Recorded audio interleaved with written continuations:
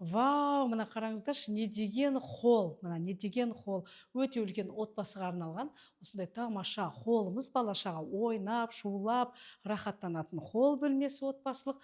Ал мына жағымызда үлкен санторап, бұл жерде екі бірдей санузел, қол жуатын жер, мінекей санузел, прачечный, және бөлек мінекей ваннамыз, және мына жерде осы үйдің котелы бөлек орнатылған. Жаңа саунаның котелы бөлек, үйдің котелы бөлек. Мінекей осындай тамаша үй барша қазағыма жұғысты болсын. Және бұл жерде 4 бірдей жатын бөлме бар. Міне бірінші мастер спальнядан бастайық. Мінекей бұл жеке осы отбасылық мастер спальня. Бұл жерде де толық жиһаздармен жабдықталған.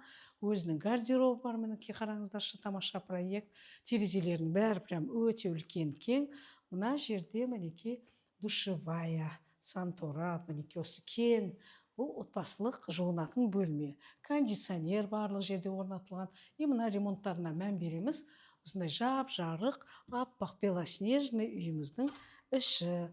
Ал мына жерде детская комната, балдарға арналған осындай керемет хаки цветпен жасалынған бұл детская комната. Және мына жерде енді тағы екі бірдей жатын бөлме қалды. Бөлмелердің бәрі жаңа айта кеткендегідей, мінекей бұл да өте жап-жарық, осындай кең жатын бөлме. Бұл уже спальнялардың бәрінде батарея орнатылған.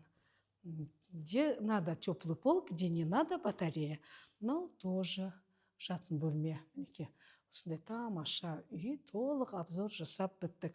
Әрбір қазағым осындай үйлі болсын. Мінекей баршаңызға осындай тамаша үйлер жұғысты болсын.